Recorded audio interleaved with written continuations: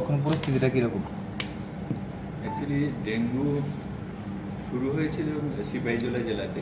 এখানে অনেকগুলি কেসই, কিন্তু প্রায় অনেকগুলি ধলাই থেকেও আমাদের এখানে পেশেন্ট এসেছে, মোহনপুর থেকেও এসেছে আছে। এখন মানে স্ক্যাটারলি প্রায় সব ডিস্ট্রিক্টে একটু একটু করে হচ্ছে। তো সিপাহীজলাতে এখনও বেশি।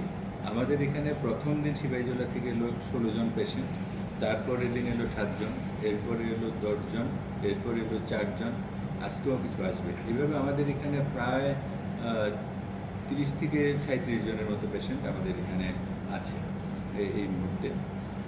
তো অ্যাকচুয়ালি কি যেটা আমাদের মাইক্রোবায়োলজিস্টরা বলছেন বা কমিউনিটি মেডিসিনের ওনারা বলছেন যে এখানে ডেঙ্গু যেটা হচ্ছে এটা ফার্স্ট টাইম, আর একই জায়গাতে বারবার হচ্ছে না। এর আগে একবার হয়েছিল অন্য জায়গাতে, তো এইবার যেখানে হচ্ছে ফার্স্ট টাইম। তো ফার্স্ট টাইম অ্যাটাক যেটা হয় সেটাতে ভয়াবহতা একটু কম হয়।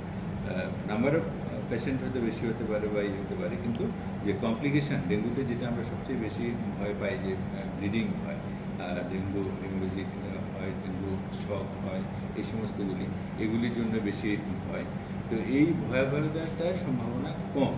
আর কিন্তু এর মধ্যেও ধনপুরে যে পেশেন্টগুলি এসছে এর মধ্যে একটা পেশেন্ট ছিল 18 বছরের, ওর পেটে ব্যথা, কয়েকটা সিমটমস থাকে, যেমন পেটে ব্যথা বা অন্য কোথাও গাম বা অন্য কোথাও থেকে ব্লিডিং হচ্ছে, এগুলি হলে একটু কষাস হতে হবে আমাদেরকে। তো পেটে ব্যথা একটা পেশেন্ট এসেছিল, তো এটাকে আমরা আইসিইউতেও শিফট করেছিলাম। আলটিমেটলি পেশেন্টটা অনেকটা ভালো। এটা সম্পর্কে আমাদের ডক্টর কনক চৌধুরী আপনাদেরকে আরও বিশদ বলতে পারবেন, কারণ এটা মেডিসিনের আন্ডারেই আছে। আর বাকি যারা পেশেন্ট আমাদের এখানে অ্যাডমিটেড আছে খুব একটা খারাপ কেউ নেই, কিন্তু যেহেতু মানুষের মনেও একটু ভীতি আছে, আর আমাদের এখানে এসছে আমরা কয়েকদিন দেখে যখন মোটামুটি সুস্থ হয়ে যাবে, প্লেটলেট কাউন্টটা ঠিকঠাক থাকবে, তারপরে আমরা আবার ডেঙ্গুর একটা টেস্ট করি, কনফার্মেটরি টেস্ট। ওই টেস্টে যদি দেখা যায় নেগেটিভ আসলো, তারপর আমরা ওনাদেরকে ছুটি দিয়ে দেবো। আর বাকি ওষুধপত্র এবং অন্যান্য ব্যবস্থা যেটা আমাদের করা দরকার এগুলি মোটামুটি আমরা করে রেখেছি। আর পেশেন্টের জন্য আমরা একটা জায়গা করেছি, আমাদের যে কোভিড ওয়ার্ড যেটা ছিল সেখানে একটা জেরিয়াট্রিক ওয়ার্ড আমাদের ছিল। তো এই মুহূর্তে জেরিয়াট্রিক পেশেন্টগুলি এসে বিভিন্ন ডিপার্টমেন্ট থেকে বয়স্ক মানুষদেরকে এখানে পাঠানো। আমরা বলছি যার যার ডিপার্টমেন্টে ওনাদেরকে এখন রাখুক, আর ওই জায়গাতে যে 30টা বেড আছে এখানে আমরা ডেঙ্গু পেশেন্টগুলিকে রাখছি। আর পেডিয়াট্রিক্সের পেশেন্টগুলি পেডিয়াট্রিক্স ডিপার্টমেন্টেই রাখছি। ওনাদের জন্য মশারি দিয়ে একটা ব্যবস্থা করে রাখা আছে, যাতে অন্যদেরও ভয়ের কোনো কারণ না হয়ে দাঁড়ায়, এটাই। আর ওই ছেলেটা বা ডেঙ্গু সম্পর্কে বিশদ বলতে পারবেন ডক্টর কনক চৌধুরী, আমাদের ডেপুটি এমএস, বা উনি মেডিসিনের স্পেশালিস্ট অ্যান্ড মেডিসিন। বেশি খারাপ ছিলেন ডেঙ্গুতে। শুরুতে এসেছিল পেটে ব্যথা নিয়ে। স্যার যেটা বললেন যে পেটে ব্যথা one of the warning sign of dengue ফিভারের মধ্যে। এমনিতে জ্বর আসে 2-3 দিন থাকে, 7 দিন অবধি থেকে চলে যায়, কিন্তু জোড়া ব্যথা বা চোখের পেছনে ব্যথা বা মাথায় তীব্র ব্যথা হয় অনেক সময়। কিন্তু কমপ্লিকেশন স্যার যেটা বললেন, এরকম কমপ্লিকেটেড পেশেন্ট একটাই এসেছিল, তার বয়সও অল্প, তো এই 18 বছরের ছেলে। তো তার পেটে ব্যথা দেখে সন্দেহ আছে, সিনিয়র রেসিডেন্ট দেখে সন্দেহ করেছিল এবং দেখা গেছে যে তার ইউরিয়া ক্রিয়েটিনিনটা বেড়ে যাচ্ছিল। তো এটাকে অ্যাকিউট কিডনি ইনজুরি বলে, একেআই, যেটা one of the complication of dengue.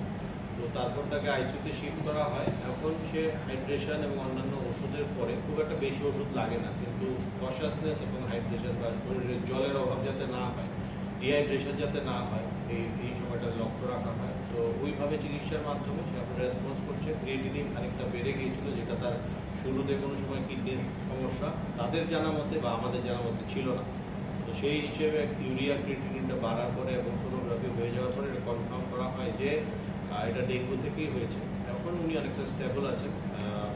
আমরা আশা করছি যে লেভেলটা ঠিক হয়ে আসলে, রেসপন্স করলে আরও ভালো মতো, তারপর তাকে ছুটি করে দেওয়া হবে। বাকি যাদের মধ্যে আছে স্যার যেটা বললেন যে খুব একটা কমপ্লিকেশনস আমরা তাদের মধ্যে পাইনি, এবং আমাদের মেডিসিন বিভাগ থেকে সকাল বিকাল রাউন্ড দেওয়া হচ্ছে ওখানে, এবং পেশেন্টরা এখানে আছে। যারা স্টেবল আছেন আমরা চিন্তা ভাবনা করছি যে তাদেরকে ছুটি দিয়ে দেওয়া হবে মেডিকেল এটা করার পর।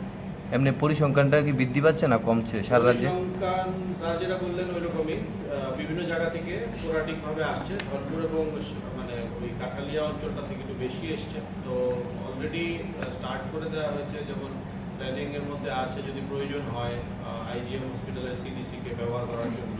আর অন্যান্য জায়গা থেকে যদি ডেঙ্গি বাড়তে থাকে তো প্রথম ক্ষেত্রে সাধারণত ডেঙ্গুর মধ্যে কমপ্লিকেশন খুব কমই হয়। যখন সেরো টাইপ আছে এটার মধ্যে, তো ডেঙ্গি এই টাইপগুলো অনুযায়ী যদিও এবার পাওয়া যাচ্ছে যে এডিস অ্যালবোপিক্টাসের সংখ্যায় বেশি পাওয়া যাচ্ছে, কিন্তু যদি দেখা যায় যে একই ব্যক্তির মধ্যে কিছুদিন পরে আবার ডেঙ্গু হলো, যদি আমরা সাবধান না থাকি, যদি আমরা পরিষ্কার পরিচ্ছন্নতা বজায় না রাখি এবং মশা বা ভ্যাক্টরটাকে যদি আমরা দমন না করতে পারি,